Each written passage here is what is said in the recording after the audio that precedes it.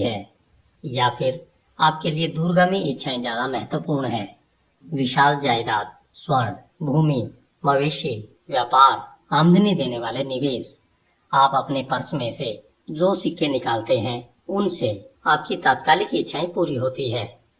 आप अपने पर्स में जो सिक्के बचाते हैं उनसे आपकी दूरगामी इच्छाएं पूरी होती है। मेरे विद्यार्थियों, यह खाली पर्स का पहला इलाज था जिसे मैंने खोजा था। मैं पर्स में 10 सिक्के डालता था और उनमें से सिर्फ 9 सिक्के खर्च करता था। आप लोग इस पर आपस में विचार करें और अगर किसी को इसमें कोई गड़बड़ नजर आए तो वह कल मुझे बता दे। दूसरा इलाज, खर्च को नियंत्रित करें। अरकाद ने दूसरे दिन अपने विद्यार्थियों को संबोधित करते हुए कहा, आप में से कुछ लोगों ने मुझसे यह पूछा है, जब कोई अपनी पूरी आमदनी में अपना खर्च नहीं चला पाता है तो वह अपने पर्स में डाले गए 10 सिक्कों में से एक सिक्का कैसे बचा सकता है। कल आप में से कितनों के पर्स खाली थे? सबने जवाब दिया, हम सबके। परंतु आपकी आमदनी समान नहीं है। कुछ लोग दूसरों से ज्यादा कमाते हैं, कुछ का परिवार ज्यादा बड़ा है, इसलिए उनका पालन पोषण करने में वे ज्यादा खर्च करते हैं। परंतु आमदनी और खर्च अलग अलग होने के बावजूद आप सबके पर्स एक जैसे यानी खाली थे। अब मैं आपको इंसानों के बारे में एक असामान्य सच्चाई बताऊंगा। वह सच्चाई यह है, हमारे आवश्यक खर्च हमेशा हमारी आमदनी के अनुपात में बढ़ते रहेंगे जब तक कि हम इन्हें रोकने की कोशिश न करें। आवश्यक खर्च और इसकी इच्छाओं के बीच के फर्क को नजरअंदाज न करें। आपकी आमदनी से आपकी जितनी इच्छाएं संतुष्ट हो सकती है, आपकी और आपके परिवार की इच्छाएं उससे कहीं ज्यादा होती है। उन इच्छाओं की संतुष्टि के लिए आमदनी कम पड़ जाती है और बहुत सी इच्छाएं ऐसी रह जाती है जो संतुष्ट नहीं हो पाती। सभी लोगों के पास उससे ज्यादा इच्छाएं होती है जितनी वे संतुष्ट कर सकते हैं। आप सोचते होंगे कि मैं अपनी दौलत के कारण अपनी हर इच्छा पूरी कर सकता हूँ। यह संभव नहीं है।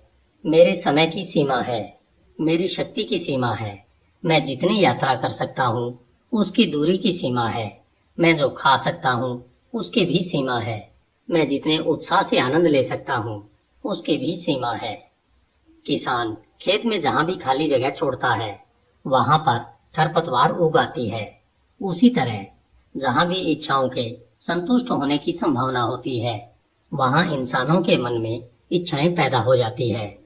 इच्छाएं असीमित होती हैं, परंतु जिन इच्छाओं को आप पूरा कर सकते हैं वे सीमित होती है। अपनी जीवन शैली और खर्च की आदतों के बारे में अच्छी तरह सोचें। ऐसा करने पर आपको कुछ ऐसे खर्च जरूर मिलेंगे जिन्हें कम या खत्म किया जा सकता है। यह लक्ष्य बना लें कि आप जो भी सिक्का खर्च करें उसके बदले में आपको 100% संतुष्टि मिले। इसलिए आप जिन चीजों के लिए खर्च करना चाहते हो उन्हें लिख लें। सिर्फ आवश्यक चीजों को चुनें। इसके अलावा सिर्फ उन्हीं चीजों को चुनें जो आपकी 90% आमदनी में संभव हो।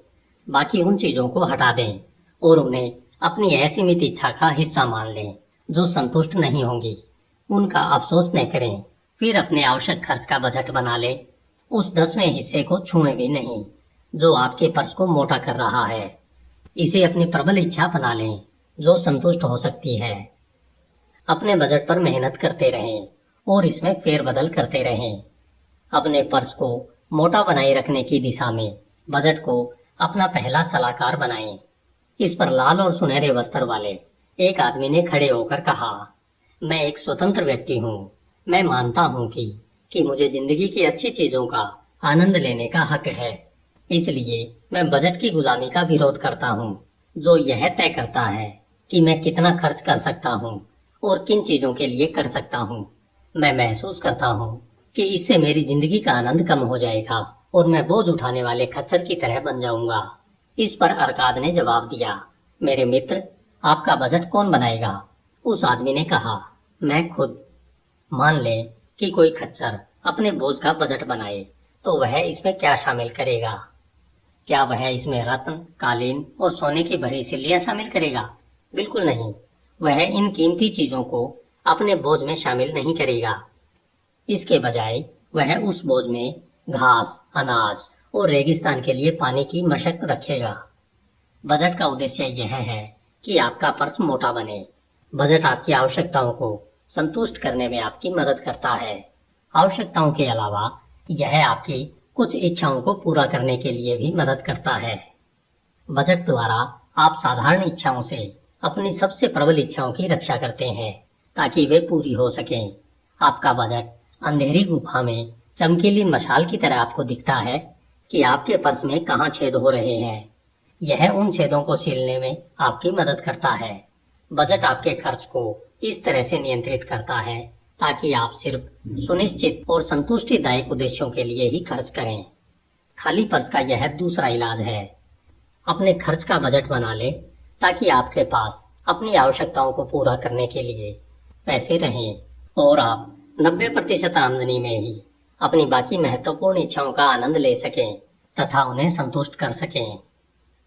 तीसरा इलाज, अपने धन को कई गुना बढ़ाएं। अरकाद ने तीसरे दिन अपनी कक्षा को संबोधित करते हुए कहा, जब आप देखेंगे कि आपका खाली पर्स मोटा होता जा रहा है, और ऐसा जरूर होगा क्योंकि आप खुद को अनुशासित कर चुके हैं। अब आप अपनी आमदनी का 10वां हिस्सा बचाने लगे हैं। आपने अपने खर्च को नियंत्रित कर लिया है ताकि आपके बढ़ते हुए खजाने की रक्षा हो सके।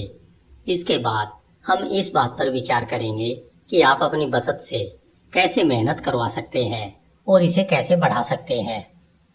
पर्स में रखा धन कंजूस आदमी को संतुष्ट करता है, लेकिन इससे आमदनी नहीं बढ़ती है। अपनी आमदनी में से धन बचाना तो सिर्फ शुरुआत है। उस बचत से जो आमदनी होगी उसी से हम दौलतमंद बनेंगे। हम अपने धन या बचत से मेहनत कैसे करवा सकते हैं? निवेश करके। मेरा पहला निवेश दुर्भाग्यपूर्ण था और उसमें मेरी सारी बचत डूब गई थी। वह कहानी मैं आपको बाद में बताऊंगा। मैंने अपना पहला लाभकारी निवेश तब किया जब मैंने ढाल बनाने वाले अकबर को कर्ज दिया। वह ढाल बनाने के लिए हर साल समुद्र पार से बहुत सारा कांसा खरीदता था। क्योंकि इतना कांसा खरीदने के लिए उसके पास पर्याप्त पूंजी नहीं थी, इसलिए वह उन लोगों से उधार ले लेता था जिनके पास अतिरिक्त धन होता था। अकबर एक सम्मानित और भरोसेमंद व्यक्ति था। जब उसकी ढालें बिक जाती थी तो वह अपना कर्ज तो चुकाता ही था, उस पर उदारता से ब्याज भी देता था। उसे दूसरा कर्ज देते समय मैं उसके चुकाए गए ब्याज को भी कर्ज में जोड़ देता था। इस तरह से न सिर्फ मेरी पूंजी बढ़ती थी बल्कि मेरी आमदनी भी बढ़ जाती थी। जब मेरी पूंजी सूद समेत मेरे पर्स में लौटती थी तो मुझे बहुत संतुष्टि मिलती थी। मेरे विद्यार्थियों, मैं आपको बताता हूँ, दौलत पर्स में खनखना रहे सिक्कों से नहीं बनती है। दौलत तो निवेश से प्राप्त आमदनी से बनती है। दौलत का अर्थ धन की वह धारा है जो लगातार पर्स में बहकर आती है और उसे हमेशा मोटा करती रहती है। हर इंसान यही तो चाहता है। आप में से हर एक की भी यही इच्छा तो है कि आपके पर्स में आमदनी लगातार आती रहे, भले ही आप मेहनत करें या कहीं सैर सपाटे पर चले जाएं। मेरी आमदनी बहुत ज्यादा है, इतनी ज्यादा कि मुझे बहुत अमीर आदमी कहा जाता है। अकबर को मैंने जो कर्ज दिया था वह लाभकारी निवेश के क्षेत्र में मेरा पहला प्रशिक्षण था। इस अनुभव से मुझे जो ज्ञान हासिल हुआ वह मेरे बहुत काम आया। मेरी जमा पूंजी बढ़ने पर मैंने दूसरों को भी कर्ज दिया और लगातार निवेश करता रहा।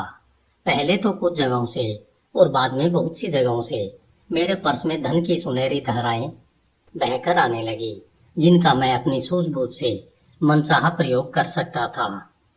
देखिए, अपनी छोटी सी आमदनी से मैंने सुनहरे सेवकों की सेना तैयार कर ली, जिनमें से हर सिक्का या सैनिक मेरे लिए काम करता था और धन कमाता था। उन्हीं की तरह उनकी संतानें भी मेरे लिए काम करती थी और फिर उनकी संतानें, जब तक कि उनके संयुक्त प्रयासों से मुझे काफी आमदनी नहीं होने लगी। जब आमदनी अच्छी हो तो धन तेजी से बढ़ता है, जैसा आप इस उदाहरण में देखेंगे। एक किसान ने अपने पहले पुत्र के जन्म के समय एक साहूकार के पास चांदी के 10 सिक्के ब्याज पर जमा करा दिए। उसने साहूकार से कहा कि जब उसका पुत्र 20 साल का हो जाए तो वह मूलधन को सूद सहित वापस लौटा दे। साहूकार हर 4 साल में 25% ब्याज देने के लिए तैयार हो गया। किसान अपने पुत्र के लिए यह धन अलग रख रहा था, इसलिए उसने साहूकार से कहा कि वह ब्याज को भी मूलधन में जोड़ता रहे। जब वह लड़का 20 साल का हुआ तो किसान हर बार फिर साहूकार के पास गया और अपनी जमा की गई राशि के बारे में पूछताछ की। साहूकार ने बताया कि चूंकि उसकी रकम चक्रवृद्धि ब्याज से बढ़ रही थी, इसलिए उसने चांदी के जो 10 सिक्के जमा किए थे वे अब बढ़कर 30.5 सिक्के हो गए हैं। यह सुनकर किसान बहुत खुश हुआ। चूंकि उसके पुत्र को अभी धन की जरूरत नहीं थी, इसलिए उसने वह धन साहूकार के पास ही जमा रहने दिया। जब पुत्र 50 साल का हुआ, इस दौरान उसका पिता इस दुनिया से जा चुका था, तो साहूकार ने हिसाब चुकाते हुए पुत्र को चांदी के 175 सिक्के दिए। इस तरह 50 साल में यह निवेश चक्रवृद्धि ब्याज के कारण लगभग 17 गुना बढ़ गया। यह खाली पर्स का तीसरा इलाज है। हर सिक्के से मेहनत करवाते रहें जब तक कि यह और सिक्के पैदा न करे। ठीक उसी तरह जिस तरह मवेशी करते हैं, यह सुनिश्चित करें कि हर सिक्के का निवेश आपको आमदनी देता रहे और धन की धारा लगातार आपके पर्स में बहकर आती रहे। चौथा इलाज, अपनी पूंजी की रक्षा करें। अरकाद ने चौथे दिन अपनी कक्षा से कहा, दुर्भाग्य को चमकता निशाना अच्छा लगता है। इंसान को अपने पर्स में रखे धन की दृढ़ता से रक्षा करनी चाहिए। अगर वह ऐसा नहीं करेगा तो धन उसके पास से चला जाएगा। इसलिए समझदारी इसी में है कि पहले वह छोटी रकम को सुरक्षित रखना सीखें। तभी देवताओं को यह विश्वास होगा कि हम बड़ी रकम को सुरक्षित रख पाएंगे। जिसके भी पास धन होता है, उसके सामने बहुत से प्रलोभन आते हैं। उसे कई ऐसे अवसर ललचाते हैं जब उसे लगता है कि वह बहुत अच्छी योजनाओं में निवेश करके बहुत लाभ कमा सकता है। अक्सर उसके मित्र और रिश्तेदार ऐसे निवेशों में उत्साह से प्रवेश करते हैं और उसे भी ऐसा ही करने के लिए प्रेरित करते हैं। निवेश का पहला दमदार नियम है आपके मूलधन की सुरक्षा। अगर मूलधन के चले जाने का खतरा हो तो क्या ज्यादा कमाई के लालच में पड़ना समझदारी है? मुझे इसमें जरा भी समझदारी नजर नहीं आती है। अगर आप इतना बड़ा जोखिम उठाते हैं तो इसकी सजा यह होगी कि शायद आप अपना मूलधन भी गंवा दें। अपनी जमा पूंजी का निवेश करने से पहले सावधानी से जांच पड़ताल करें। पहले पूरी तरह आश्वस्त हो जाएं कि आपकी पूंजी सुरक्षित लौट आएगी।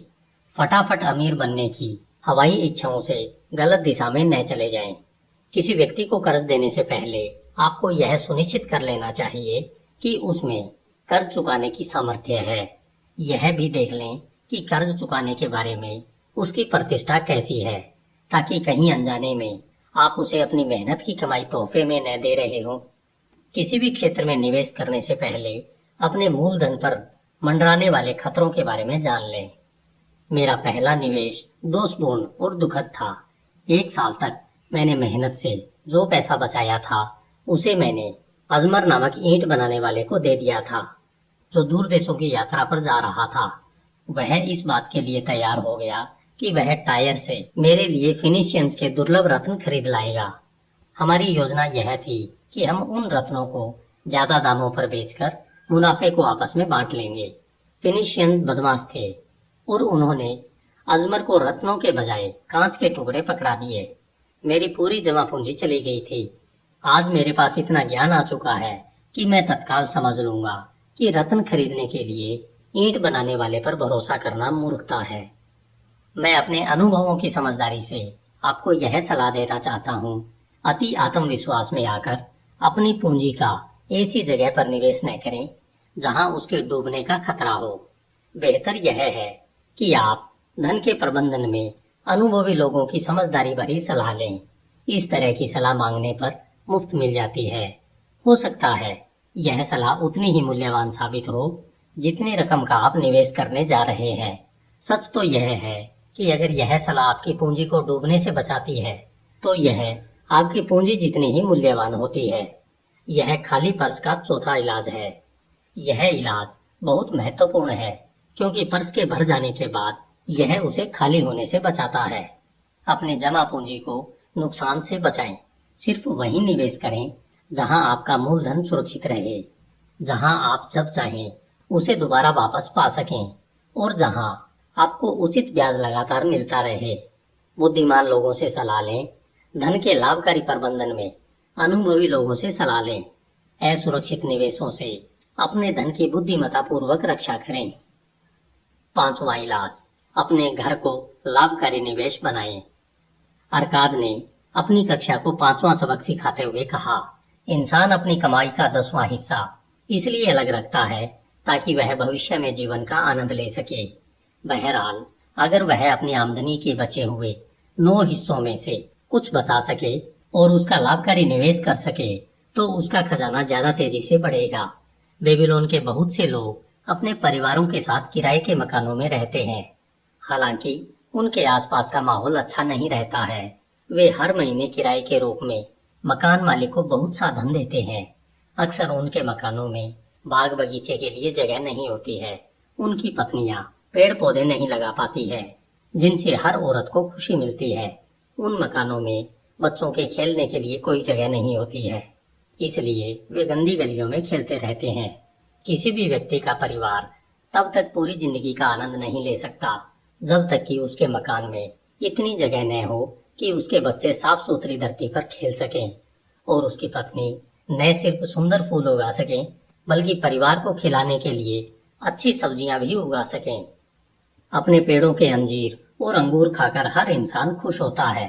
अपने घर का स्वामी बनने में उसे करों का एहसास होता है। इससे उसका आत्मविश्वास बढ़ता है और वह अपने सभी प्रयासों में ज्यादा मेहनत करता है। इसलिए मैं यह सलाह देता हूँ कि हर आदमी के पास अपना खुद का मकान होना चाहिए जिसमें वह और उसका परिवार रह सके। अपने घर का मालिक बनना कोई खास मुश्किल काम नहीं है। जिस व्यक्ति में भी इच्छा शक्ति हो वह ऐसा कर सकता है।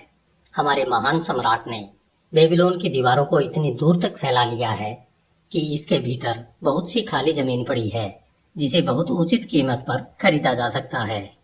मेरे विद्यार्थियों, मैं आप लोगों से यह भी कहता हूँ कि साहूकार खुशी खुशी उन लोगों को उधार दे देते हैं जो अपने परिवार के लिए जमीन और मकान खरीदना चाहते हैं। इस नेक काम के लिए आपको रकम आसानी से उधार मिल जाएगी। आप ईंट बनाने वाले और मकान बनाने वाले को पैसे देने के लिए उधार ले सकते हैं, बशर्ते आप अपनी तरफ से भी थोड़ी सी जमा पूंजी लगाएं और यह विश्वास दिला दें कि आप कर्ज चुका सकते हैं।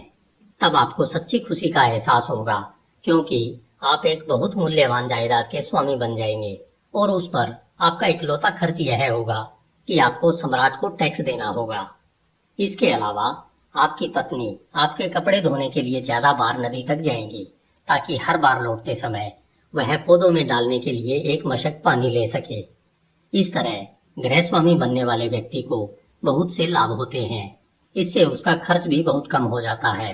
इससे उसकी आमदनी का अधिक हिस्सा उसकी इच्छाओं की संतुष्टि तथा आनंद के लिए उपलब्ध होता है। यह खाली पर्स का 5वां इलाज है। अपने घर के मालिक बने। 6वां इलाज, भावी आमदनी सुनिश्चित करें। अरकाद ने अपनी कक्षा को 6वें दिन संबोधित करते हुए कहा, हर व्यक्ति की जिंदगी बचपन से बुढ़ापे की तरफ चलती है। यह जिंदगी का मार्ग है और इस पर हर एक को चलना पड़ता है जब तक कि देवता उसे असमय ही अपने पास न बुला लें। इसलिए मैं आपसे कहता हूँ कि इंसान को अपने भविष्य या बुढ़ापे के लिए उचित आमदनी की व्यवस्था कर लेना चाहिए। इसके अलावा उसे इस बात की भी व्यवस्था कर लेना चाहिए कि अगर वह इस दुनिया में न रहे तो भी उसके परिवार को सहारा तथा आराम मिलता रहे। आज का सबक आपको सिखाएगा कि बुढ़ापे में भी आपका पर्स कैसे भरा रह सकता है। धन के नियमों के ज्ञान से जो व्यक्ति धन इकट्ठा कर लेता है उसे अपने भविष्य के बारे में विचार करना चाहिए। उसे कुछ ऐसे निवेशों की योजना बनाना चाहिए जो कई साल तक सुरक्षित रूप से बढ़ते रहें और जरूरत के समय काम आए, जिसकी उसने समझदारी से पहले ही कल्पना कर ली थी। इंसान कई तरीकों से अपने भविष्य के लिए धन को सुरक्षित रख सकता है। वह अपने खजाने को किसी गुप्त जगह पर जमीन में गाड़ सकता है, परंतु चाहे खजाने को कितनी भी चतुराई से छुपाया गया हो, अंत में चोर उसे लूट कर ले जाएंगे। इस वजह से मैं इस योजना की सलाह नहीं देता हूँ। भविष्य के लिए धन सुरक्षित रखने के उद्देश्य से इंसान घर या जमीन खरीद सकता है, अगर समझदारी से घर या जमीन को चुना जाए ताकि भविष्य में भी उसकी उपयोगिता तथा मूल्य में वृद्धि हो, तो ऐसा करना लाभकारी है। भविष्य में इस जायदाद को बेचकर अपने लक्ष्य को हासिल किया जा सकता है। इसके अलावा इंसान नियमित रूप से साहूकार के पास छोटी छोटी राशियां जमा करके अपने धन को बढ़ा सकता है। साहूकार द्वारा दिया जाने वाला ब्याज जब मूलधन में जुड़ जाएगा तो धनराशि बहुत बढ़ जाएगी। मैं आसन नाम के मोची को जानता हूँ। कुछ समय पहले उसने मुझे बताया था कि 8 साल से हर सप्ताह वह साहूकार के पास चांदी के 2 सिक्के जमा कर रहा है। साहूकार ने उसे हाल ही में उसका हिसाब बताया, जिसे सुनकर वह बहुत खुश हुआ। उसने जो छोटी छोटी राशियां जमा की थी वे हर 4 साल में 25% ब्याज की आम दर से बढ़कर अब चांदी के 1040 सिक्कों में बदल गई है। मैंने खुश होकर उसे आगे भी बचत करने के लिए प्रोत्साहित किया। अपने अंकों के ज्ञान से मैंने उसे बताया कि अगर वह 12 साल तक हर हफ्ते चांदी के 2 सिक्के जमा करता रहेगा तो साहूकार उसे चांदी के 4000 सिक्के देगा और इतनी रकम उसकी पूरी जिंदगी के खर्च के लिए पर्याप्त होगी। जब नियमित रूप से जमा करने पर छोटी राशि इतने लाभकारी परिणाम देती है तो किसी व्यक्ति का व्यवसाय या निवेश कितना ही समृद्ध हो, उसे यह व्यवस्था कर लेना चाहिए कि उसके बुढ़ापे और परिवार की रक्षा के लिए पर्याप्त दौलत हो। मेरी इच्छा होती है कि मैं इसके बारे में और भी कुछ कहूँ। मेरा यह विश्वास है कि किसी दिन समझदारी से सोचने वाले लोग मौत के खिलाफ परिवार को सुरक्षित रखने की योजनाएं बनाएंगे। इस योजना में बहुत से लोग नियमित रूप से छोटी सी राशि जमा करेंगे और उस जमा राशि से एक अच्छी रकम मृत सदस्य के परिवार को दी जाएगी। मैं चाहता हूँ कि ऐसा हो और मैं ऐसा करने की प्रबल सलाह देता हूँ, परंतु आज यह संभव नहीं है क्योंकि यह काम किसी इंसान या पार्टनरशिप की जिंदगी तक सीमित नहीं है। इस तरह की योजना को सम्राट के सिंहासन की तरह स्थिर होना चाहिए। मुझे लगता है कि किसी दिन इस तरह की योजना बनेगी और यह बहुत से लोगों के लिए वरदान साबित होगी, क्योंकि सिर्फ पहले छोटे भुगतान के बाद ही व्यक्ति के मर जाने पर उसके परिवार के लिए दौलत की व्यवस्था हो जाएगी। परंतु चूंकि हमारे समय में इस तरह की योजना नहीं है और हमारे जीवन काल में ऐसी योजना होगी भी नहीं, इसलिए हमें अपने संसाधनों का लाभ उठाकर अपने लक्ष्य को हासिल करने के दूसरे तरीके खोजना चाहिए। इसी वजह से मैं सब लोगों को सुझाव देता हूँ कि वे अच्छी तरह सोचकर समझदारीपूर्ण तरीकों से अपने बुढ़ापे के लिए धन की व्यवस्था कर लें, क्योंकि जब कोई आदमी कमा नहीं सके या जब परिवार का मुखिया चला जाए तो खाली पर्स बहुत दुख का कारण बन जाता है। तो खाली पर्स का 6वां इलाज है अपने बुढ़ापे और अपने परिवार की रक्षा के लिए पहले से ही व्यवस्था कर लें। 7वां इलाज, अपनी आमदनी की क्षमता बढ़ाएं। अरकाद ने 7वें दिन अपनी कक्षा को संबोधित करते हुए कहा, मेरे विद्यार्थियों, आज मैं आपको खाली पर्स का एक सटीक उपचार बताने जा रहा हूँ, परंतु आज मैं धन के बारे में नहीं बल्कि आपके बारे में बातें करूंगा जो अलग अलग रंगों के कपड़ों में मेरे सामने बैठे हैं। मैं इंसान के दिमाग और जिंदगी की उन चीजों के बारे में बातें करूंगा जो उसकी सफलता के समर्थन या विरोध में काम करती है। कुछ समय पहले एक युवक मेरे पास उधार मांगने आया। जब मैंने उससे पूछा कि उसे इसकी जरूरत क्यों पड़ी, तो उसने जवाब दिया कि उसके खर्च उसकी आमदनी से ज्यादा है।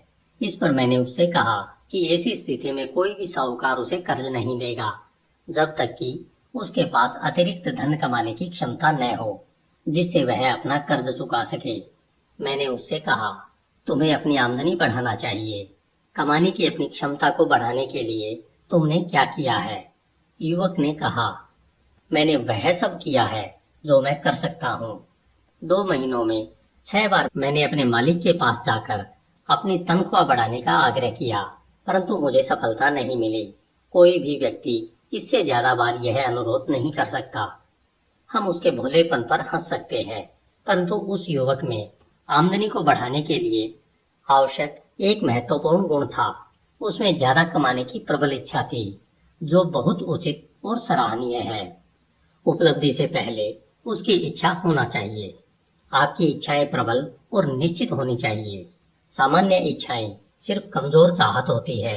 अगर किसी इंसान में सिर्फ अमीर बनने की चाहत है तो उससे कोई फायदा नहीं होगा। परंतु जिस व्यक्ति में 5 स्वर्ण मुद्राएं कमाने की इच्छा है, उसकी इच्छा निश्चित है और वह इसे पूरा कर सकता है। जब वह इसे हासिल करने के लिए लक्ष्य की शक्ति का प्रयोग करेगा और सफल हो जाएगा, तो अगली बार वह 10 स्वर्ण मुद्राएं कमाने के लिए उन्हीं तरीकों का प्रयोग कर सकता है, फिर 20 मुद्राओं के लिए और बाद में 1000 मुद्राओं के लिए, और देखते ही देखते वह अमीर बन जाएगा। अपनी एक निश्चित छोटी इच्छा को पूरी करना सीखकर उसने बड़ी इच्छा पूरी करने का प्रशिक्षण पा लिया है। इसी प्रक्रिया से दौलत हासिल की जाती है, पहले छोटी राशि फिर उससे बड़ी राशि, जब तक कि इंसान सीख कर ज्यादा सक्षम नहीं बन जाता। इच्छाएं आसान और निश्चित होना चाहिए। अगर वे बहुत ज्यादा या बहुत जटिल हो या ऐसी हो जिन्हें हासिल करने का प्रशिक्षण उस व्यक्ति के पास न हो, तो सफलता नहीं मिलती है। जब मनुष्य अपने काम में ज्यादा कुशल बनता है तो वह अपनी कमाने की क्षमता को भी बढ़ा लेता है। जब मैं गरीब नकल नवीस था तो हर दिन कुछ सिक्कों के बदले में मृदा पत्र लिखता था, तो मैंने देखा कि कुछ नकल नवीस मुझसे ज्यादा काम करते थे और इस कारण उन्हें मुझसे ज्यादा आमदनी होती थी। इसलिए मैंने यह संकल्प किया कि मैं भी उनके जितना काम करूंगा। उनका ज्यादा सफल होने के कारण जानने में मुझे ज्यादा समय नहीं लगा। मैंने अपने काम में ज्यादा रुचि ली, एकाग्रता से काम किया, अपने प्रयास में ज्यादा लगन का प्रयोग किया और देखते ही देखते मैं जितने मृदा पत्रों पर लिखता था, बहुत कम लोग उससे ज्यादा लिख सकते थे। जल्दी ही मुझे अपनी बढ़ी हुई क्षमता की वजह से पुरस्कार मिला। अपनी क्षमता बढ़वाने के लिए मुझे अपने मालिकों के पास 6 बार जाने की जरूरत भी नहीं पड़ी। हमारे पास जितना ज्ञान होता है, हम उतना ही ज्यादा कमा सकते हैं। जो व्यक्ति अपनी कला में ज्यादा निपुणता हासिल करने की कोशिश करता है, उसे उसके अच्छे पुरस्कार मिलते हैं। अगर वह कारीगर है तो वह अपने व्यवसाय में सर्वाधिक योग्य व्यक्ति से सीख सकता है।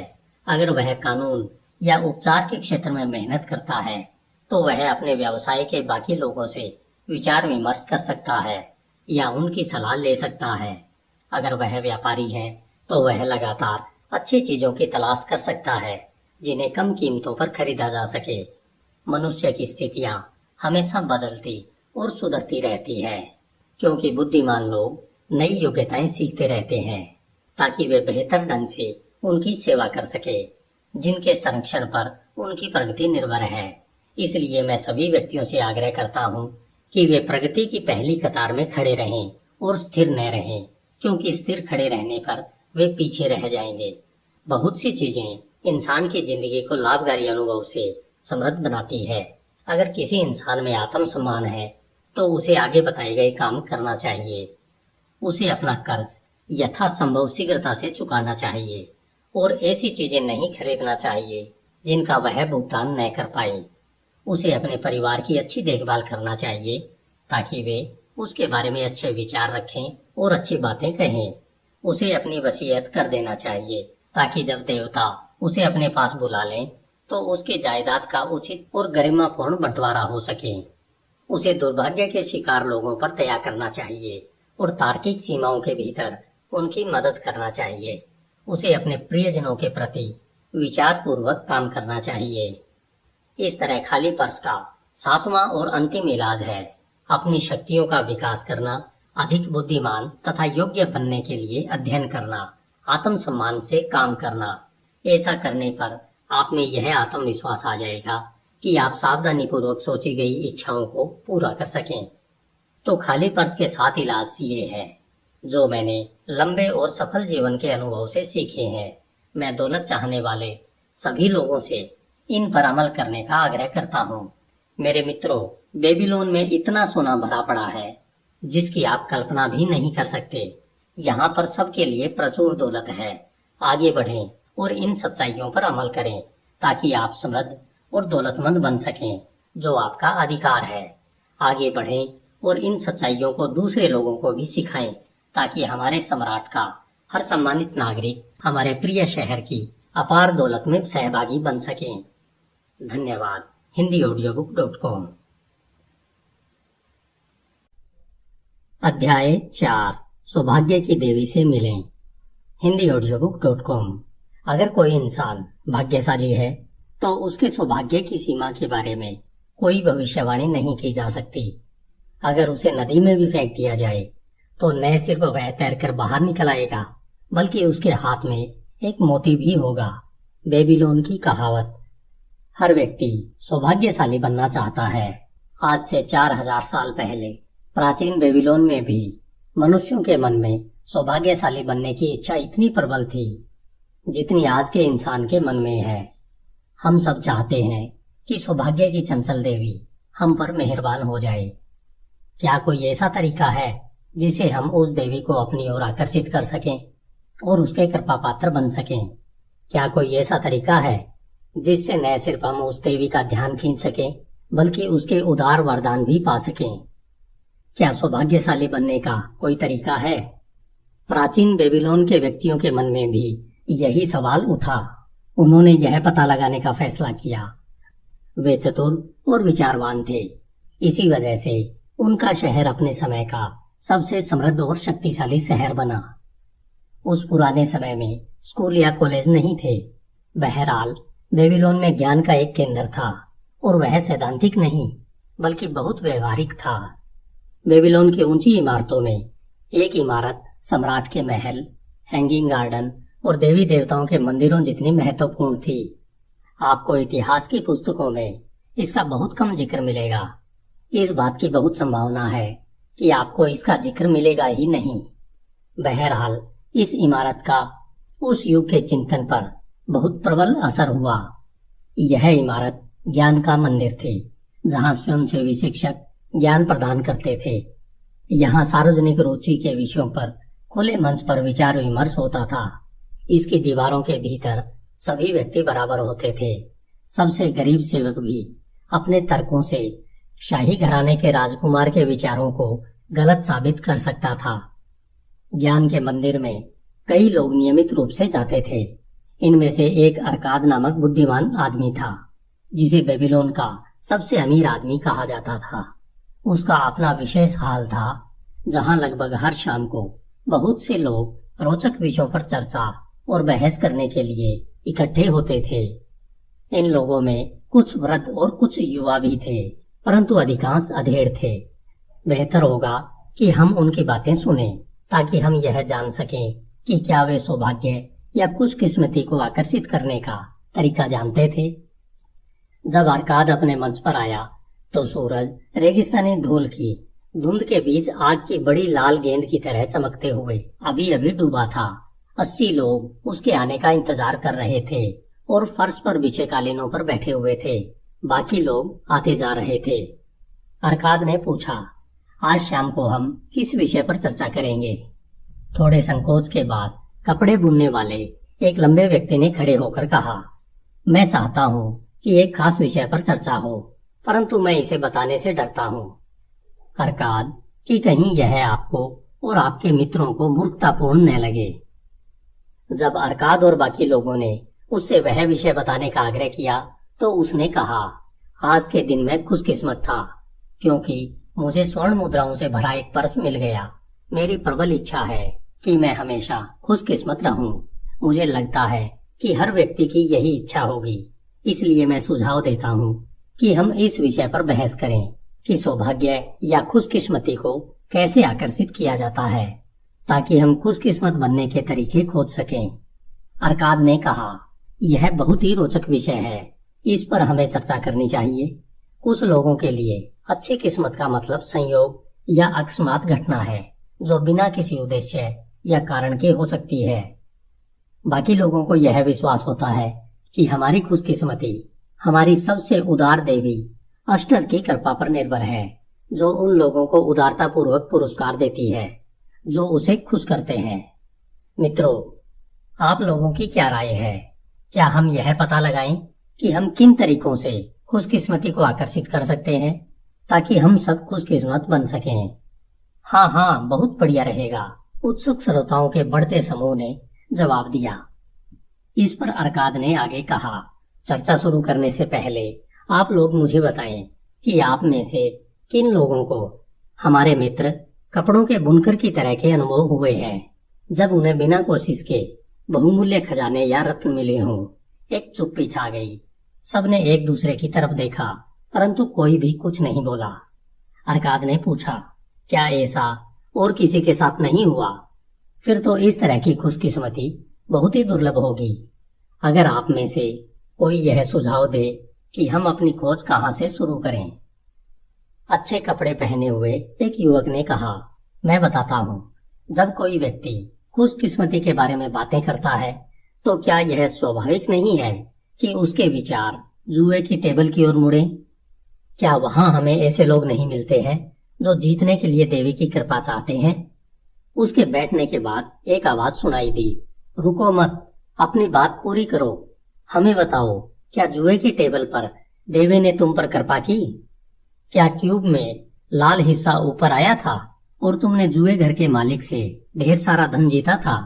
या फिर क्यूब का नीला हिस्सा ऊपर आया था जिससे जुए घर का मालिक तुम्हारा मेहनत से कमाया गया धन बटोर कर ले गया था? युवक ने हंसकर जवाब दिया, मुझे यह स्वीकार करने में कोई संकोच नहीं है कि सौभाग्य की देवी को तो शायद यह मालूम ही नहीं था कि मैं वहां पर था, परंतु आप में से बाकी लोगों के साथ तो ऐसा हुआ होगा। क्या आपने पाया है कि देवी ऐसी जगहों पर आपका इंतजार कर रही थी और क्यूब को फायदे के लिए पलट रही थी? हम यह सुनने और सीखने के लिए उत्सुक हैं।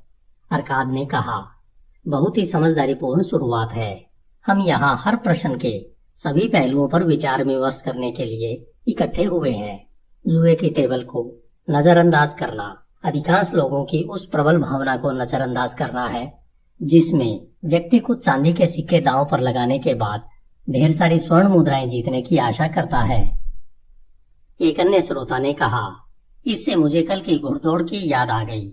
अगर सौभाग्य की देवी जुए घर में मिल सकती है तो निश्चित रूप से वह घुड़दौड़ों को भी नजरअंदाज नहीं करती होगी, जहां सजे हुए रथ और तेज गति से दौड़ते घोड़े बहुत ज्यादा रोमांच प्रदान करते हैं। अरकाद, हमें ईमानदारी से बताएं कि क्या उसने आपके कान में धीरे से यह फुसफुसा दिया था कि आप कल निनेवे के भूरे घोड़ों पर अपना दांव लगाएंगे? मैं आपके पीठ पीछे ही खड़ा था और जब मैंने सुना कि आप उस भूरे घोड़ों पर दांव लगा रहे हैं तो मुझे अपने कानों पर यकीन नहीं हुआ। हम सब जानते हैं, जिसमें आप भी शामिल हैं, कि निष्पक्ष दौड़ में पूरे एसीरिया में कोई भी घोड़ा हमारे प्रिय घोड़ों को नहीं हरा सकता। क्या देवी ने आपके कान में चुपके से कह दिया था कि भूरे घोड़ों पर दांव लगा दो? क्योंकि आखिरी चक्कर के अंदर वाला काला घोड़ा लड़खड़ा गया था, जिससे हमारे घोड़ों की राह में बाधा आ गई और भूरे घोड़े रेस में जीत गए, हालांकि वे इस योग्य नहीं थे। अरकाद ने इस ठिठोली पर मुस्कुराते हुए कहा, हमारे पास यह महसूस करने का क्या कारण है कि सौभाग्य की देवी घुड़दौड़ में किसी व्यक्ति के दांव में इतनी रुचि लेंगी? मेरे लिए वे प्रेम और गरिमा की देवी है, जो जरूरतमंद लोगों की मदद करती है और योग्य लोगों को पुरस्कार देती है। मैं जुए घर या घुड़दौड़ों में उनकी तलाश नहीं करता हूँ, जहाँ ज्यादातर लोग धन कमाने के बजाय कमाते हैं। इसके बजाय मैं दूसरी जगहों पर उनकी तलाश करता हूँ, जहाँ इंसानों के काम ज्यादा महत्वपूर्ण और पुरस्कार के योग्य होते हैं। चाहे खेती हो या ईमानदारी से किया जाने वाला व्यवसाय, सभी कामों में इंसान के पास अपनी कोशिशों और सौदों के लाभ कमाने का अवसर होता है। शायद हमेशा उसे पुरस्कार नहीं मिलेगा, क्योंकि कई बार उसका निर्णय गलत हो सकता है और कई बार हवाएं और मौसम उसकी कोशिशों पर पानी फेर सकते हैं। बहरहाल, अगर उसमें लगन होगी तो आमतौर पर उसे हमेशा लाभ होगा, क्योंकि लाभ का अवसर हमेशा उसके पक्ष में होता है। परंतु जब कोई व्यक्ति जुए की टेबल पर जुआ खेलता है तो स्थिति उल्टी होती है। यहाँ पर लाभ का अवसर हमेशा जुए घर के मालिक के पक्ष में होता है। जुआ इस तरह से खिलाया जाता है ताकि वह हमेशा मालिक के पक्ष में रहे। यह उसका व्यवसाय है, जिसमें वह खिलाड़ियों के दांव से लाभ कमाने की योजना बनाता है। जुआ खेलने वाले बहुत कम लोग यह बात जानते हैं कि जुए घर के मालिक का लाभ कितना सुनिश्चित होता है और उसके जीतने की संभावना कितनी निश्चित होती है। उदाहरण के लिए, हम क्यूब पर लगाए गए दांव के बारे में विचार करें। जब भी इसे फेंका जाता है तो हम इस बात पर दांव लगाते हैं कि कौन सा हिस्सा सबसे ऊपर आएगा। लाल हिस्सा आने पर जुए घर का मालिक हमें दांव पर लगे धन का 4 गुना देगा।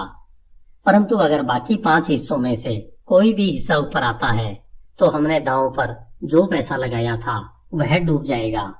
इस तरह हर दांव में हमारे हारने की संभावना 5 गुनी है, परंतु मालिक जीतने पर सिर्फ 4 गुना पैसा देता है, इसलिए हमारे जीतने की संभावना 4 गुनी है। एक रात के खेल में जुए घर का मालिक दांव पर लगाए गए पूरे धन का 5वां हिस्सा या 20% लाभ में कमाने की उम्मीद कर सकता है। जब स्थिति इस प्रकार की हो जिसमें व्यक्ति अपने लगाए गए सभी दावों पर 20% धन गवा दे तो वह सिर्फ कभी कभार ही जीतने की उम्मीद कर सकता है। एक श्रोता ने कहा, बहरहाल कई बार कुछ लोग बहुत बड़ी रकम जीत लेते हैं। अरकाद ने कहा, हाँ ऐसा भी होता है। सवाल यह है कि क्या उन खुशकिस्मत लोगों के लिए इस तरह से हासिल किए गए धन का कोई स्थायी महत्व है? मैं बेबीलोन के कई सफल लोगों को जानता हूँ, परंतु उनमें से एक भी ऐसा नहीं है जिसने अपनी सफलता की शुरुआत जुए घर की टेबल से की हो। आप लोग भी कई धनवान लोगों को जानते होंगे। मैं यह जानना चाहूंगा कि हमारे सफल नागरिकों में से कितने अपनी सफलता की शुरुआत का श्रेय जुए घर को दे सकते हैं? क्या आप ऐसे लोगों को जानते हैं? लंबी खामोशी के बाद एक मस्करे ने पूछा, क्या हम जुए घर के मालिकों को इस जांच में शामिल कर सकते हैं? अरकाद बोला, अगर आप किसी और के बारे में नहीं सोच सकते तो फिर अपने बारे में कहें। क्या हमारे बीच में ऐसे लोग हैं जो जुए में लगातार जीतते हैं परंतु अपनी आमदनी के लिए इस तरह के स्रोत की सलाह देने में झिझक रहे हैं? इस चुनौती पर पीछे से आह भरने की आवाजें आई और फिर लोग हंसने लगे। अरकाद ने कहा, ऐसा लगता है कि हमें खुशकिस्मती उन जगहों पर नहीं मिलती है जहां देवी अक्सर रहती है, इसलिए अब हम दूसरे क्षेत्रों की तलाश करते हैं। हमने पाया है कि खुशकिस्मती का गुम हो गए पर्स उठाने से कोई संबंध नहीं है, न ही इसका संबंध जुए से है। जहां तक घुड़दौड़ का सवाल है, मैं यह स्वीकार करना चाहता हूँ कि मैंने इसमें जितना धन जीता है उससे बहुत ज्यादा धन कमाया है। अब हम अपने व्यवसायों पर विचार करते हैं। जब हम कोई लाभकारी सौदा करते हैं तो क्या यह स्वाभाविक नहीं है कि हम इसे खुशकिस्मती मानने के बजाय अपनी मेहनत का उचित पुरस्कार मानते हैं? मैं सोचता हूँ कि ऐसा करके हम देवी के उपहारों को नजरअंदाज कर देते हैं। शायद वे सचमुच हमारी मदद करती हैं, परंतु हम उनकी उदारता के लिए उनके शुक्रगुजार नहीं होते हैं। कौन इस विषय पर चर्चा आगे बढ़ा सकता है? इस पर एक वृद्ध व्यापारी उठा और अपने सफेद वस्त्र की सिलवटें ठीक करते हुए बोला, अरकाद, आपकी और अपने मित्रों की अनुमति से मैं एक सुझाव देना चाहता हूँ। जैसा आपने कहा है, अगर हम अपने व्यापार की सफलता के लिए अपनी मेहनत और योग्यता को श्रेय देते हैं तो उन सफलताओं और बहुत लाभदायक चीजों के बारे में क्यों न सोचें जो हमें लगभग मिलने वाली थी परंतु आखिरी मिनट पर नहीं मिली। अगर वे सचमुच हो जाती तो वे खुशकिस्मती का दुर्लभ उदाहरण होती। चूंकि वे पूर्ण नहीं हो पाई, इसलिए हम उसे अपना उचित पुरस्कार नहीं मान सकते। निश्चित रूप से यहाँ बैठे कई लोग इस तरह के अनुभव बता सकते होंगे। अरकाद ने सहमत होते हुए कहा, यह समझदारी भरा सुझाव है। खुशकिस्मती आप में से कितनों की मुट्ठी में थी परंतु आखिरी मिनट पर फिसल गई। कई हाथ उठे जिनमें उस व्यापारी का हाथ भी था। अरकाद ने उसे बोलने का मौका दिया। चूंकि आपने ही यह सुझाव दिया है, इसलिए हम सबसे पहले आपके मुंह से इसके बारे में सुनना चाहेंगे। व्यापारी ने कहा, मैं खुशी खुशी अपने जीवन की एक घटना बताऊंगा। इससे आप यह जान जाएंगे कि खुशकिस्मती के करीब आने पर इंसान अंधों की तरह उसे अपने हाथ से निकल जाने देता है, जिससे उसे नुकसान होता है और वह बाद में पछताता है। कई साल पहले मैं युवा था और मेरी कुछ समय पहले ही शादी हुई थी। उन दिनों मैं कमाना शुरू कर रहा था। एक दिन मेरे पिताजी मेरे पास आए और उन्होंने जोर देकर मुझसे कहा कि मैं एक योजना में अपने धन का निवेश कर दूं। उनके एक अच्छे मित्र के पुत्र ने भूमि का एक खाली टुकड़ा देखा था जो हमारे शहर की बाहरी दीवारों से ज्यादा दूर नहीं था। वह टुकड़ा नहर के काफी ऊपर था और वहां पानी नहीं पहुंच सकता था। मेरे पिता के मित्र के पुत्र ने एक योजना बनाई कि वह इस जमीन को खरीद लेगा, बैलों द्वारा चलने वाले 3 बड़े रहट बनाएगा और इस तरह से जीवनदायी पानी को उपजाऊ भूमि तक पहुंचाएगा। उसकी योजना यह थी कि ऐसा करने के बाद वह इस जमीन के प्लाट काट देगा और शहर के नागरिकों को सब्जी उगाने के लिए बेच देगा। मेरे पिता के मित्र के पुत्र के पास इस काम के लिए पर्याप्त धन नहीं था। मेरी ही तरह उसकी आमदनी भी सामान्य थी। उसके पिता भी मेरे पिता की तरह ही बड़े परिवार और कम संसाधनों वाले थे, इसलिए उसने कुछ लोगों को अपना पार्टनर बनाने का फैसला किया। उसे 12 लोगों की जरूरत थी, जिनमें से हर एक कमाता हो और वह अपनी कमाई का 10वां हिस्सा उस अभियान में तब तक देने के लिए सहमत हो जब तक कि जमीन बिकने के लिए तैयार न हो। योजना यही थी कि जमीन बिकने के बाद सब लोग अपने निवेश के अनुपात में लाभ को आपस में बांट लेंगे। मेरे पिता ने मुझसे कहा, बेटे तुम अभी जवान हो, मेरी यह प्रबल इच्छा है कि तुम अपने लिए बहुमूल्य जायदाद बना लो ताकि लोग तुम्हारा सम्मान करें। अपने पिता की नासमझी और गलतियों के ज्ञान से लाभ उठाओ। मैंने जवाब दिया, मेरी भी यह प्रबल इच्छा है, तो मैं तुम्हें यह सलाह देता हूँ, वह करो जो मुझे तुम्हारी उम्र में करना चाहिए था। अपनी आमदनी के 10वें हिस्से को लाभकारी निवेशों के लिए अलग रख दो। अपनी आमदनी के इस 10वें हिस्से और इससे मिलने वाले ब्याज की मदद से मेरी पहुंचने से पहले तुम बहुमूल्य उम्र तक जायदाद बना सकते हो। पिताजी, आपने बहुत समझदारी की बात कही है। मैं अमीर बनना चाहता हूँ, परंतु मेरी आमदनी के साथ बहुत से खर्चे भी जुड़े हैं, इसलिए मैं आपके सुझाव पर अमल करने से झिझक रहा हूँ। मैं अभी जवान हूँ, अभी मेरे पास बहुत समय है। तुम्हारी उम्र में मैंने भी यही सोचा था, परंतु देखो साल गुजरते चले गए और मैं शुरुआत भी नहीं कर पाया। अब जमाना बदल गया है पिताजी, मैं आपकी गलतियों से बचूंगा। अवसर तुम्हारे सामने खड़ा है बेटे, यह तुम्हें एक ऐसा मौका दे रहा है जो दौलत की ओर ले जा सकता है। मेरा तुमसे यही कहना है, देर मत करो। कल सुबह ही मेरे मित्र के पुत्र के पास जाओ और उससे यह सौदा कर लो कि इस निवेश में तुम अपनी 10% आमदनी लगाओगे। तत्काल कल सुबह चले जाना, अवसर किसी का इंतजार नहीं करता। आज यह सामने होता है परंतु कल दूर चला जाता है, इसलिए देर मत करो। अपने पिता की सलाह के बावजूद मैं झिझकता रहा। पूर्वी देशों से व्यापारी नए सुंदर वस्त्र लाए थे जो इतने आकर्षक और बढ़िया लग रहे थे कि मैंने और मेरी पत्नी ने महसूस किया कि हमें उन्हें खरीद लेना चाहिए। अगर मैं उस अभियान में अपनी 10% आमदनी का निवेश करने के लिए तैयार हो जाता तो हम उन वस्त्रों को नहीं खरीद पाते और कई अन्य आनंदों से वंचित रह जाते जिन्हें हम बहुत चाहते थे। मैंने निर्णय लेने में तब तक देर लगाई जब तक कि बहुत देर नहीं हो गई। बाद में मैं इस पर बहुत पछताया। वह अभियान उम्मीद से ज्यादा फायदेमंद साबित हुआ। मेरी कहानी यह बताती है कि मैंने किस तरह खुशकिस्मती को अपने पास से निकल जाने दिया। रेगिस्तान से आए एक सांवले आदमी ने कहा, इस कहानी में हम देखते हैं कि खुशकिस्मती उस व्यक्ति के पास आती है जो अवसर को स्वीकार करता है। जायदाद बनाने के लिए हमेशा एक शुरुआत करना पड़ती है। शुरू में यह सोने या चांदी के कुछ सिक्कों तक सीमित होती है जिन्हें आदमी अपनी आमदनी में से बचाकर अपना पहला निवेश करता है। मैं खुद कई मवेशियों का मालिक हूँ। मवेशी पालने की शुरुआत मैंने बचपन में ही कर दी थी, जब मैंने चांदी के एक सिक्के से एक बछिया खरीदी थी। चूंकि यह मेरी दौलत की शुरुआत थी, इसलिए मेरे लिए यह बहुत महत्वपूर्ण थी। पहली शुरुआत के बाद जायदाद बनाना खुशकिस्मती से हर इंसान के बूते की बात है। पहला कदम बहुत महत्वपूर्ण है। इस कदम को उठाने के बाद इंसान मेहनत से धन कमाने वाले व्यक्ति के बजाय अपने निवेश से लाभ कमाने वाले व्यक्ति में बदल जाता है।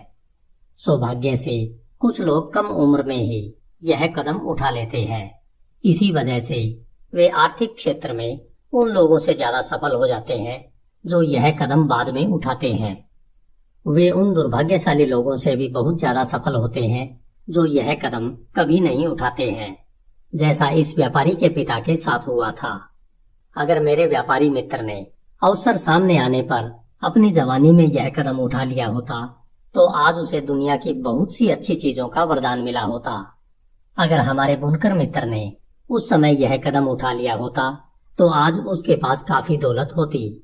दूसरे देश से आए एक अजनबी ने खड़े होकर कहा, धन्यवाद, मैं भी कुछ बोलना चाहता हूँ। मैं सीरिया का हूँ। मैं आपकी भाषा अच्छी तरह नहीं बोल पाता हूँ। मैं इस व्यापारी मित्र को एक नाम से पुकारना चाहता हूँ। शायद आप सोचेंगे कि यह शालीन नाम नहीं है, परंतु मैं फिर भी उसे उस नाम से पुकारना चाहता हूँ। परंतु मुझे आपकी भाषा का वह शब्द मालूम नहीं है। अगर मैं इसे सीरिया की भाषा में बोलूं तो आप मुझे समझ नहीं पाएंगे। इसलिए मेरे मित्रों, मुझे बताएं कि आप उस आदमी को क्या कहते हैं जो अपने लिए फायदेमंद साबित होने वाले कामों को भी टालता रहता है। एक आवाज आई, टालमटोल करने वाला।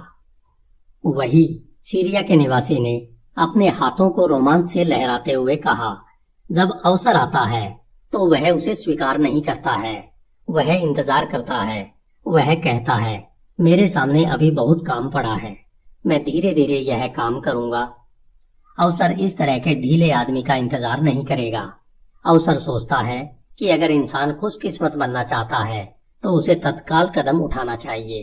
अवसर सामने आने पर जो व्यक्ति तत्काल कदम नहीं उठाता है वह हमारे व्यापारी मित्र की तरह टालमटोल करने वाला होता है।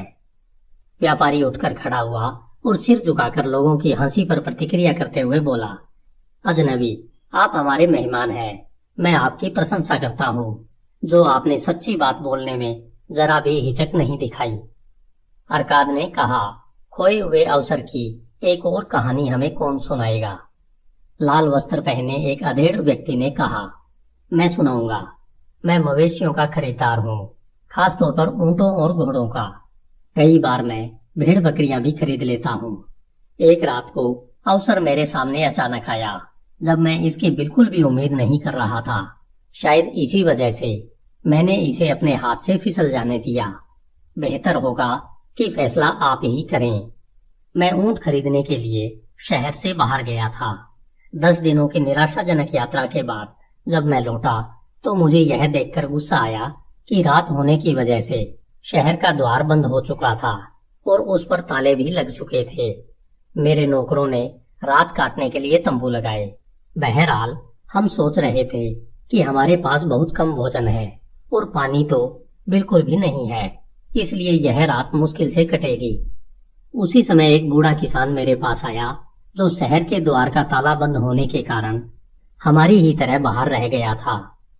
उसने मुझसे कहा, आदरणीय श्रीमान, आपके हुलिये से मुझे लगता है कि आप मवेशियों के खरीदार हैं। अगर ऐसा है तो मैं आपको अपनी बहुत अच्छी भेड़ें बेचना चाहूंगा जिसे मैं अभी अभी लाया हूँ। मेरी पत्नी बहुत बीमार है और उसे बुखार है। मुझे तत्काल लौटना होगा। आप मेरी भेड़ें खरीद लें ताकि मैं और मेरे नौकर ऊंटों पर सवार होकर बिना देर किए तत्काल घर लौट जाएं। इतना अंधेरा था कि मैं उनकी भेड़ों को देख भी नहीं सकता था। हालांकि उनकी आवाजों से मैं समझ गया कि रेवड़ बहुत बड़ा होगा। मैंने ऊंटों की तलाश में अपने 10 दिन बर्बाद कर दिए थे, परंतु मुझे अच्छे ऊंट नहीं मिल पाए थे। इसलिए मैं उसके साथ खुशी खुशी सौदेबाजी करने के लिए तैयार हो गया। वह मुश्किल में था, इसलिए उसने बहुत ही वाजिब दाम मांगा।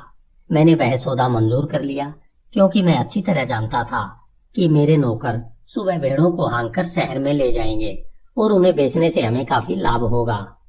सौदा होने के बाद मैंने अपने नौकरों से मशालें लेकर आने को कहा ताकि हम किसान की 900 भेड़ों को गिन सकें।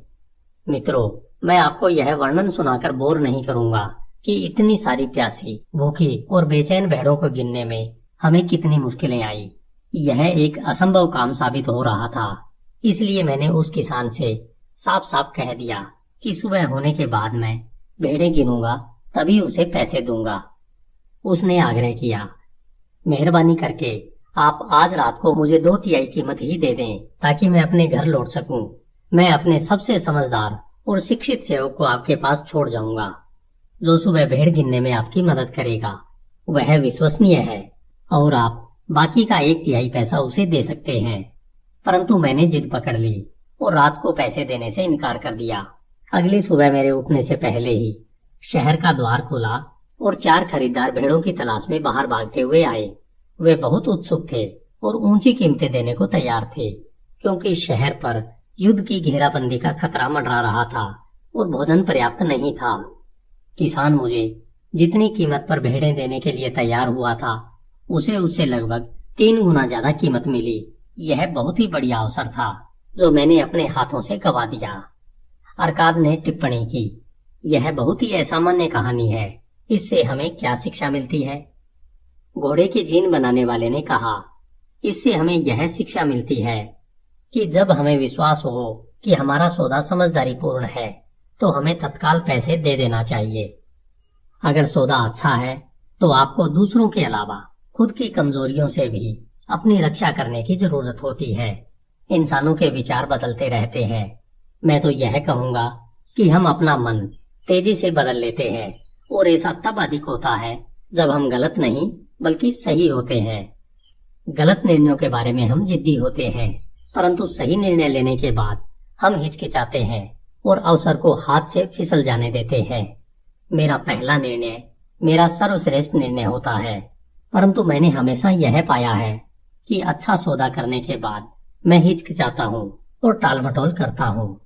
इसलिए अपनी कमजोरी से बचने के लिए मैं तत्काल उस सौदे का बयाना दे देता हूँ। इससे मैं खुशकिस्मती के अवसरों को गंवाने के पश्चाताप से बच जाता हूँ।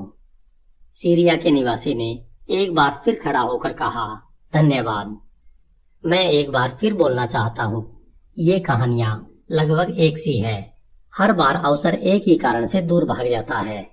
हर बार वह टालमटोल करने वाले के पास आता है और एक अच्छी योजना पेश करता है। हर बार टालमटोल करने वाला हिचकता है। वह यह नहीं कहता कि अभी सबसे अच्छा समय है, मैं यह काम तत्काल कर देता हूँ। इसके बजाय वह टालमटोल करता है। आदमी इस तरह सफल कैसे हो सकता है? खरीदार ने कहा, आपके शब्दों में समझदारी है। खुशकिस्मती इन दोनों की कहानियों में टालमटोल करने के कारण दूर भाग गई थी। बहरहाल यह सामान्य नहीं है। टालमटोल करने की प्रवृत्ति सब में होती है। हम दौलत चाहते हैं, परंतु जब अवसर हमारे सामने आता है तो टालमटोल की प्रवृत्ति के कारण हम उसे तत्काल स्वीकार नहीं करते हैं और इस तरह हम अपने सबसे बड़े दुश्मन बन जाते हैं। अपनी जवानी में मैं टालमटोल शब्द को नहीं जानता था, जो हमारे सीरिया के मित्र को इतना पसंद आया है। मैं पहले तो यह सोचता था कि मेरे गलत निर्णयों के कारण मेरे हाथ से कई लाभदायक सौदे निकल गए। बाद में मैंने अपने जिद्दी स्वभाव को इसके लिए दोष दिया। बहरहाल अंत में मुझे सच्चाई का पता चल गया। मैंने जान लिया कि जब मुझे काम करना चाहिए था तब मुझे तत्काल और निर्णायक काम करना चाहिए था। तब मैं अनावश्यक रूप से देर कर रहा था। जब मुझे सच्चाई पता चली तो मुझे बहुत चिढ़ हुई। जंगली खच्चर को किसी रथ में जोतने पर वह बहुत कटु हो जाता है। उतनी ही कटुता से मैंने अपनी सफलता के इस दुश्मन से अपना पीछा छुड़ाया। धन्यवाद। मैं अब अपने व्यापारी मित्र से एक सवाल पूछना चाहता हूँ। आप अच्छे कपड़े पहनते हैं। आपके कपड़े गरीबों जैसे नहीं हैं। आप सफल व्यक्ति की तरह बोलते हैं। हमें बताएं, जब टालमटोल आपके कानों में कुछ कहती है तो क्या आप अब भी उसकी बात सुनते हैं? व्यापारी ने जवाब दिया, खरीदार मित्र की तरह मुझे भी टालमटोल को पहचानना और जीतना पड़ता है। यह मेरी दुश्मन थी जो हमेशा मेरी सफलता में बाधा डालने की ताक में रहती थी।